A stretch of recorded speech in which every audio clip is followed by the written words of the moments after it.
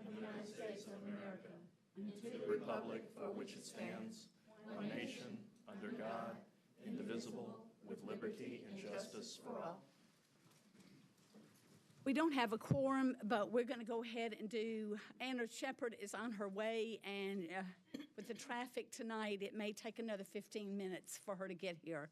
So we're going to go ahead and start with awards and recognitions. Dr. Joseph. Thank you. We have two awards and recognitions that we'd like to share with the community tonight. First, it is Tusculum's LEED Gold certification. MNPS is committed to providing energy conservation and utility usage reduction. We're committed to environmental protection through energy efficiency as a fundamental operational objective and integral to the strategy of fulfilling our educational mission.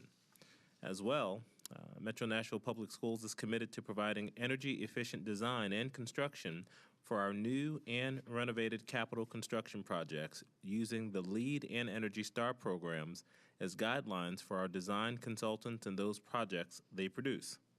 Tusculum is just one of our new projects coming online that used LEED as a guide to energy and sustainability improvements.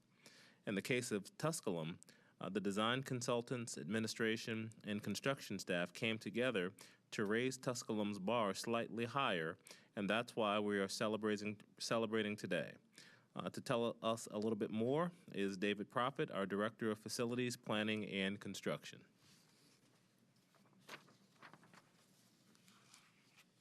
Dr. Joseph, Ms. Spearing, and board members. This is a special occasion that we celebrate this evening. The new Tusculum Elementary School was completed, of course, in 2017, as you all know. It is in the first year of operation. As you may be aware, as part of any new construction project that we have at MNPS, we strive and work towards the LEED Silver designation as a requirement. LEED, by the way, is the acronym for Leadership in Energy and Environmental Design. LEED provides a framework for healthier and energy-efficient and sustainable buildings in our school system. With the Tusculum project, we have a first. Our construction team's additional efforts allowed the project to rise above other LEED projects in the state and locally, not just in Davidson County. The project was constructed and commissioned in such a manner to allow a LEED Gold level designation to be attained. We are here this evening to celebrate this first for MNPS in Tennessee. It is the first public school to achieve the Gold level designation and only the fourth K through 12 project in the entire state. Some of the notable statistics were additional potable water use reduction, energy cost savings by utilizing high-performance building systems, construction waste diverted from landfills, recycled content and materials, and several other innovation points that are available in the LEED and USGBC process.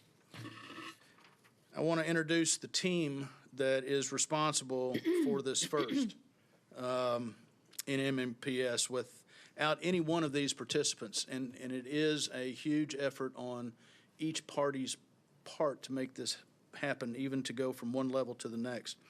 So with that, I'd like to introduce our principal, Dr. Allison McMahon, and Mike Leonard with Green Studios, who shepherded us through this process, Joseph Binkley with Binkley Garcia Architects, Craig Johnson with R.G. Anderson, I don't think could be with us. Oh, Robert Anderson. Hi, Robert. How are you? Good to see you. And Bob Heffington and Kevin Corkin of our office, who both helped steer this project. The USGBC, the reporting arm of the LEED program, has seen this designation as such an accomplishment. They have sent a representative tonight to make an official presentation. We're honored tonight to have Rhiannon Jacobson from Washington, D.C. with us. Ms. Jacobson is the Vice President for Market Transformation and Development of the United States Green Building Council and has a few remarks to share with us. So, Ms. Jacobson. Hi, everyone. Apparently, I brought the traffic and the motorcade closures with me today, so you're welcome. With that, I want to thank you very much for inviting me and really allowing us to help you celebrate in today's accomplishment. It is a very big one and one that Metro Nashville Public Schools should be very proud of. Me personally, I'm here today representing the U.S. Green Building Council and our 22,000 members all across the world.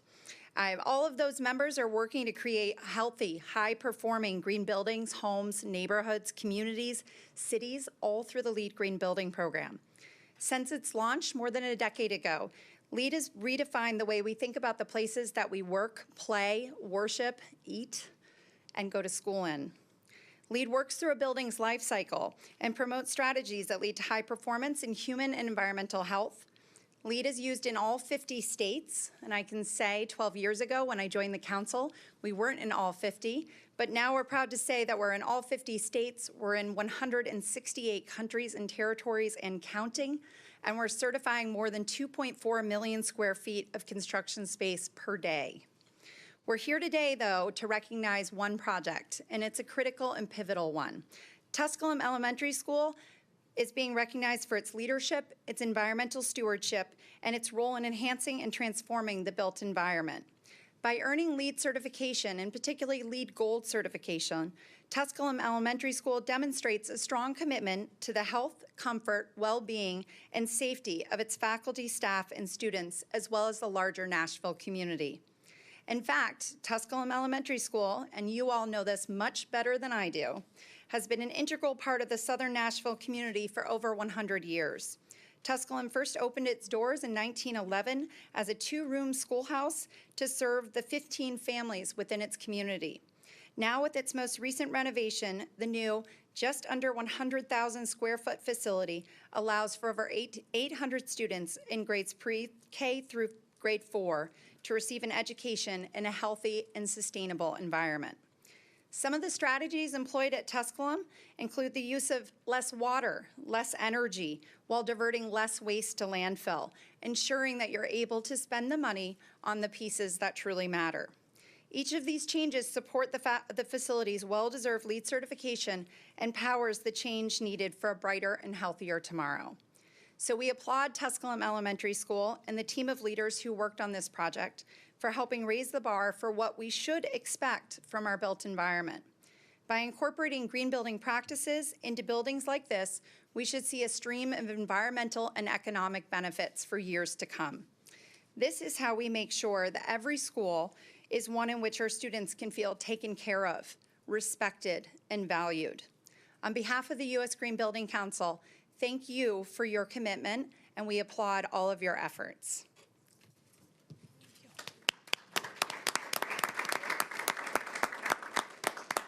And we have a wall plaque suitable for hanging in the entrance to Tusculum, along with what I call the cake plate over here that we'll take out and ask Dennis Neal and his group. But you want to give this to? Absolutely. Yeah. Okay. So I think this is where I say, I present thee. Yeah, we can come up front and take a picture of here. Yeah, I was going to say. No, you can come on up here in the center. Yeah.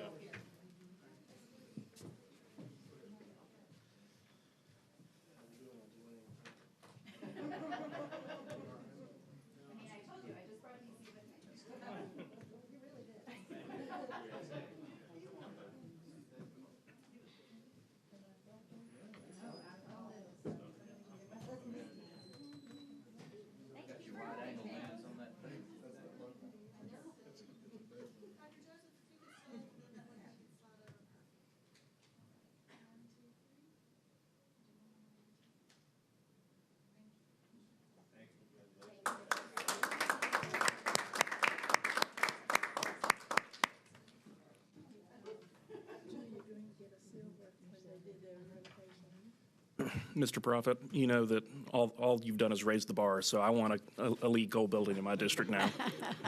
I promise to work to that end. Thank you, sir. Thank you, Mr. Prophet. The next item on the agenda is Edutopia, Social Emotional Learning. Dr. Joseph. Thank you once again. So the George Lucas Educational Foundation is a foundation dedicated to transforming K-12 education so that all students can acquire and effectively apply the knowledge, attitudes, and skills necessary to thrive in their studies, careers, and adult lives. Founded by innovative and award-winning filmmaker George Lucas in 1991, the foundation takes a strategic approach to improving K-12 education through two distinct areas of focus. One, Edutopia, and two, the Lucas Research Foundation. And Edutopia is a trusted source shining a spotlight on what works in public education. We show people how they can adopt or adapt best practices, and we tell the stories of innovation and continuous learning through the real world. So we were extremely proud to have Metro Nashville Public Schools highlighted by Edutopia in the area of social emotional learning. Specifically, we wanted to share tonight some of the great work that was happening at Pearl Cone High School. As we talk about building a focus on more social emotional learning within the school district, we thought it would be great to highlight something that's actually going really well in one of our schools. And I can tell you, we have one of the most dynamic principals in the district in Dr. Sonia Stewart at Pearl Cone.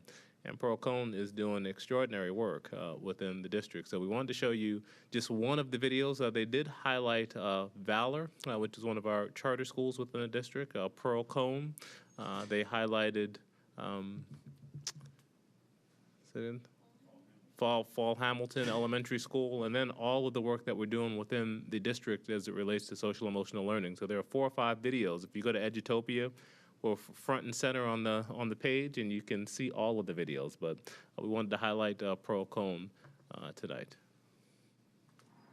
Here in Nashville, we have 168 schools. And this is the wrong video. We have about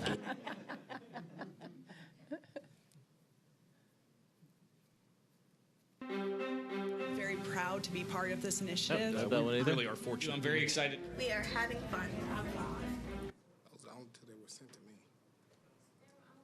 Huh? I like that video. Well, we could show the first one. The first one highlights all what's happening in all the schools, so that's fine too. 88,000 students, 124 languages are spoken. We have historically had over 70% economically disadvantaged in our district. In some of the schools, we had lots of tension, some frustrations, just realizing that we weren't meeting the needs of all of our students. There wasn't an emphasis or a focus on social emotional learning. My first year, I had a principal come up to me. He said, Kyla, I completely agree with social emotional learning and I love the work you're doing, but I don't do hugs, so we're not going to do this at my school. And so it really made me pause and reflect and think we don't even have a common definition of what social emotional learning is. Are we willing to work hard today? Yeah! So we worked on our definition for the district. We say that social emotional learning are the skills that students and adults have in order to be lifelong learners. So their self-awareness, their self-management, relationship skills, responsible decision-making, and social awareness. There's a huge and growing body of research that shows that all great learning happens in social context. I have one question. So you really can't divorce the social and emotional from the learning. How they just probably said hello to her just so they have to think they have an Let's answer some of these questions. Like, have y'all ever feel like an outcast? Social emotional learning is really about knowing who we are as individuals and giving us the skills we need to interact with other people in emotionally healthy ways. Why SEL is not separate.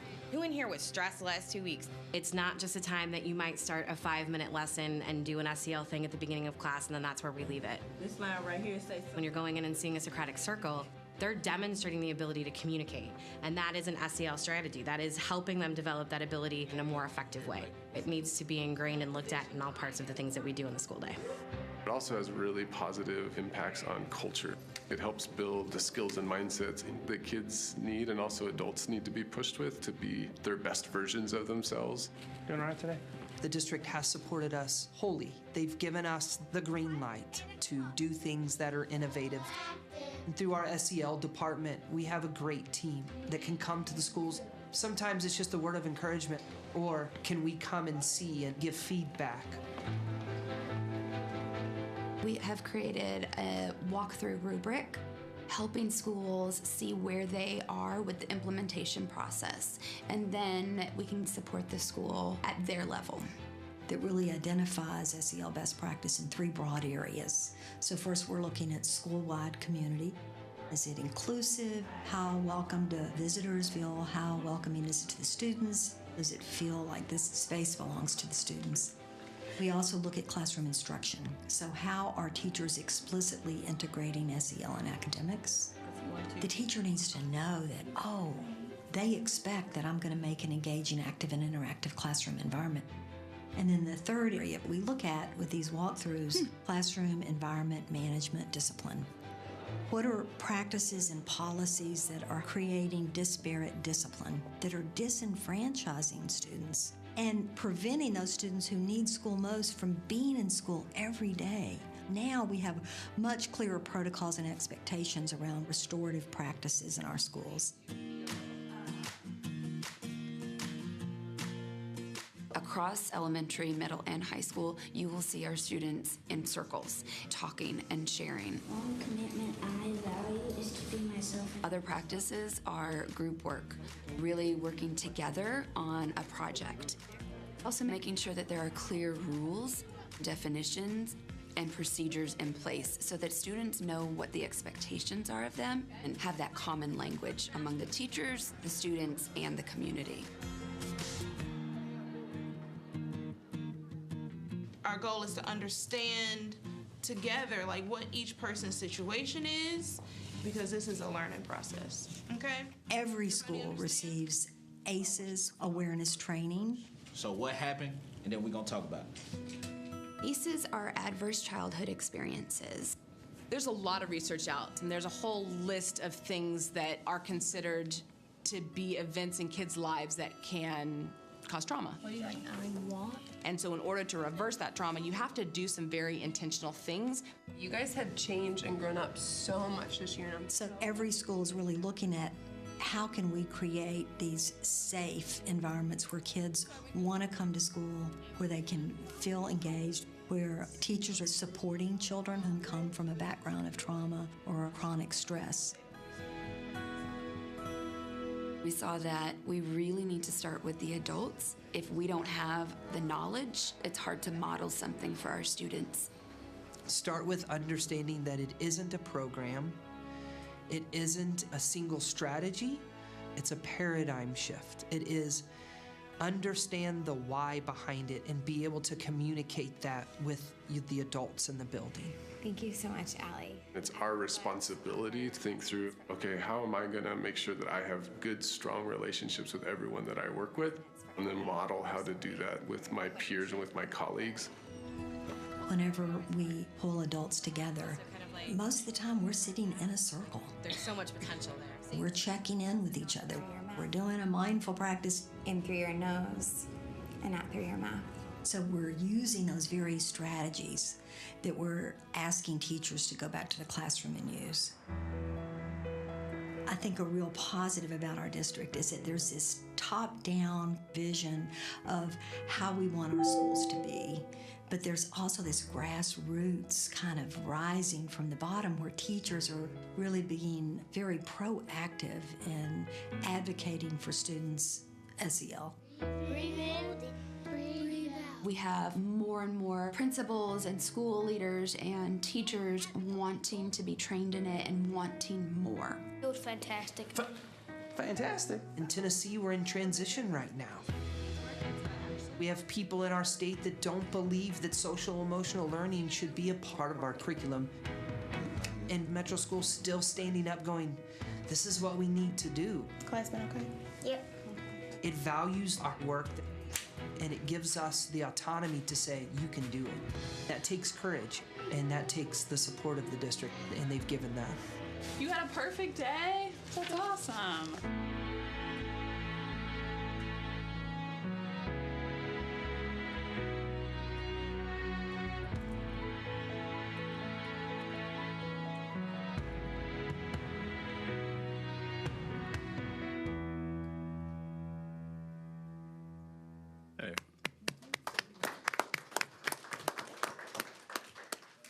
It's fine.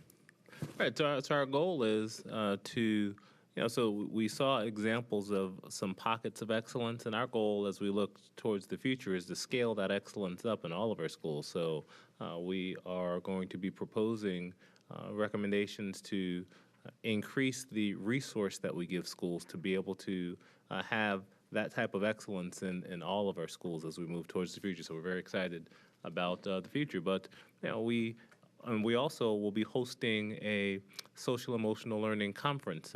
I believe is it in June or in towards the end of the school year. So we'll put more information out to everybody towards that. But it's an exciting opportunity, and we're honored to be acknowledged by Utopia. Thank you, Dr. Joseph. That was a great video. I'm wondering if, since it's almost a quarter till, and we have another event, should we? Yes, I don't see anything on the agenda that was urgent for us to wait towards. I mean, I think we can put this on to the next budget cycle. I'll defer to Mr. Henson. Is there anything there that you're aware of that would need to be voted upon tonight? Not that I'm aware, but if you don't have a quorum, it's not really gonna matter. But I'm not aware of anything that's of an emergency nature. I'll look to David Prophet if he's still here, or Jeff Gossage if he's still here. Those would be the only items, but no one has notified me of anything that was an emergency. Hark, I hear a door. Hark. It could be our chair. Yeah. All right. There we go. Good time. You're right on time. I apologize. I got in my car at 4 o'clock to go 11 miles. I know, it's awful. It is awful. We're ready for go. Okay. Consent agenda. All right, we did all the other stuff. Okay, great. Madam Vice Chair, would you? Thank you. Read the consent agenda? The consent agenda reads as follows. 1A, recommended award of contract for construction management and general contracting services at Hillwood High School Replacement Facility, Messer Construction Company. B, recommended award of contract for central office lighting replacement and energy reduction efforts, Enterprise Solution, Inc. C, recommended approval of change order number 2 for Rosebank Elementary School renovations, Carden Company, Inc. D, awarding of purchases and contracts. 1, Carthage Central. 2, Carthage World, Nashville. 3, Computer Power Solutions of Illinois. 4, Total Print. D, recommended approval of science, health, wellness, physical education, and arts textbook adoption committees. F, tenure eligibility list for 2016-17. G, legal settlement number L-15840 for $30,000. And H, legal settlement number L-16362 for $135,000. Madam Chair, I recommend that we approve the consent agenda as read. Can I get a second? Second. Thank you. If everyone would use their iPad to vote, please.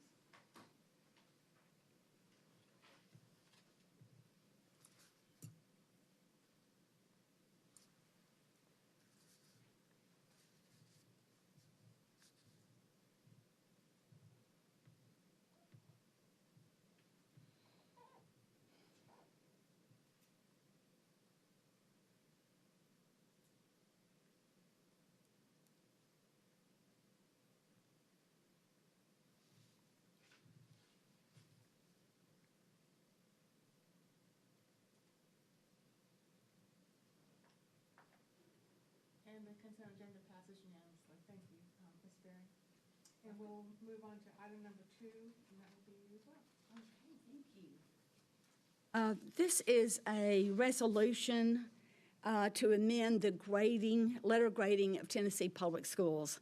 And I just want to give you a little history before I read the resolution. In 2016, the legislature passed a law that would assign letter grades A through F. And this would be to use on our state report card. And that system of grading is set to take place this year, 2017-2018.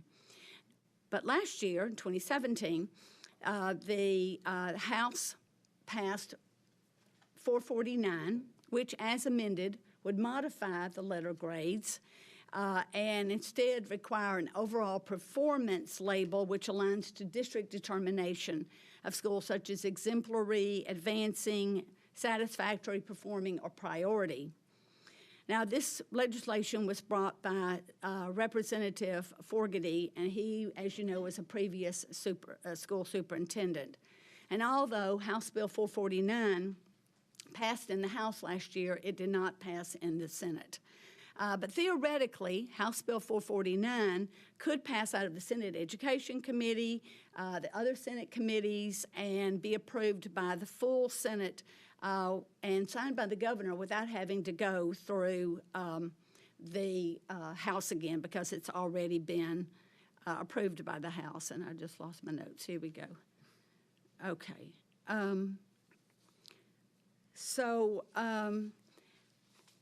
A similar resolution was recently passed by the Johnson City Board of Education. And CLAS, who is Coalition of Large School Systems, also favor this resolution. So now I'll read the resolution, then we can, yeah. Thank you, Ms. Sperry, for bringing the resolution. I read it in the packet, and I'm supportive. But I'm wondering, I bet other board members are supportive too and would like to cast a vote in favor of it. And I wonder, given the time pressures that we're under tonight and given how few board members are in the room, if we should defer it to the next meeting, unless there's something time sensitive about it. No, not anything time sensitive. Is that okay with you, Madam Chair? Yeah, that's fine with me. Okay, thank you. Absolutely. Thank you. Okay, we'll move on to the board chair report, and I do have a very small one. First, thank you to all the teachers who volunteered to be on the textbook adoption committee. I understand that this is, they received no stipend for this, and so they have volunteered to serve in this capacity. It's completely voluntary, and so I do appreciate your willingness to offer your expertise for this very important task. Secondly, I want to congratulate all 303 exceptional educators who we approved on the consent agenda for making tenure. That is awesome. A special congrats goes out to Kayla Feldman of DuPont Elementary. We go to church with Kayla and her family, and Kayla's father is Billy Feldman, who is the principal at the Academy at Hickory Hollow. And last but not least, I want to give a huge thank you to all who had a hand in yesterday's Because of You ceremony, celebrating the brave 16 young African-American students who 60 years ago, last September, braved the hatred and violence of Nashville residents and integrated MNPS. Cameo Bobo, Maritza Gonzalez, Anna Marina, I'm not going to say it, Evansizer and Lorraine Stallworth all had a huge hand in organizing the event. If you were able to be here, you were one of the fortunate ones. It was a very emotional event, and it was a very touching event. And a special thank you to my colleagues, Dr. Gentry and Mr. Pinkston, for seeing this to fruition. And we're not done. They're not done yet. This is in their ball court. But anyway, this was just the first step in many that we need to do to recognize these brave souls. And some of them even came with their mothers and held hand in hand. I get chill bumps every time I say that. And so we all needed a round of tissues or two, but it was very good. So that concludes my board chair report, and we'll move on to announcements. Ms. Pierce. Beginning next Thursday, March 8th, Hillsborough High School players will present Into the Woods, and that will run through Monday, March the 12th. All the shows are at 7 o'clock at night, and they never disappoint, so you'll want to go see Into the Woods if you can. Ms. Perry. Thank you.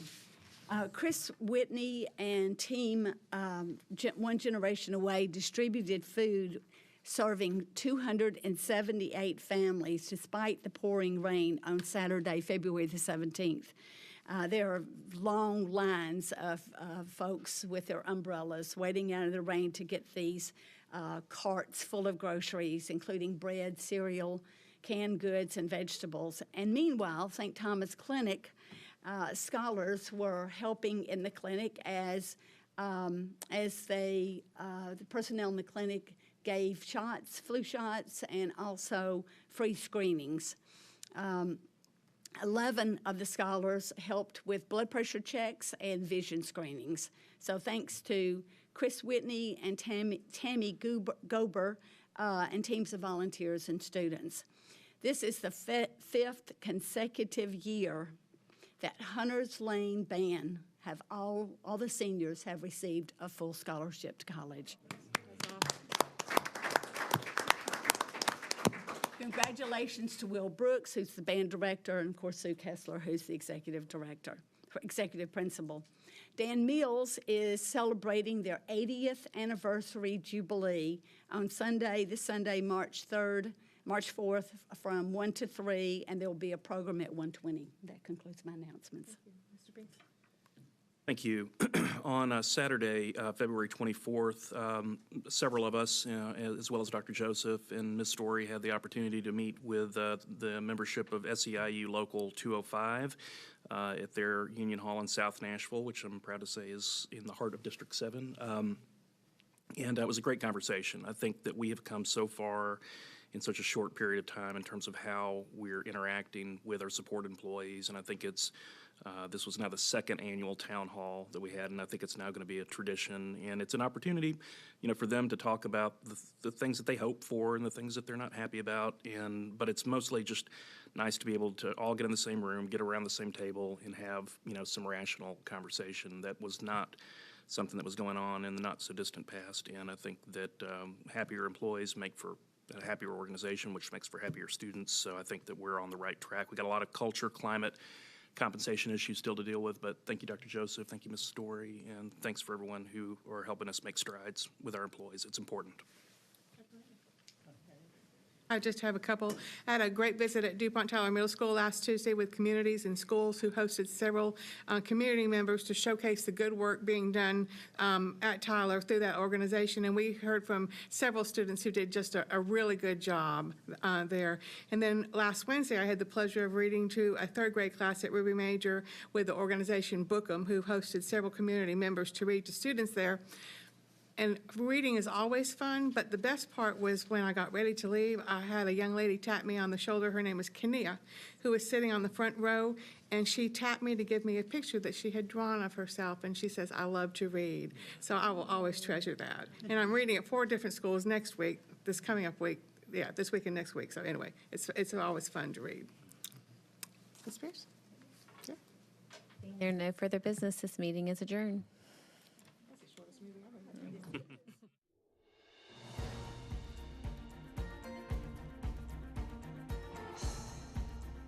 This has been a service of the Metro Nashville Network. If you would like to see this presentation again, or for more information about this and other programs, visit nashville.gov.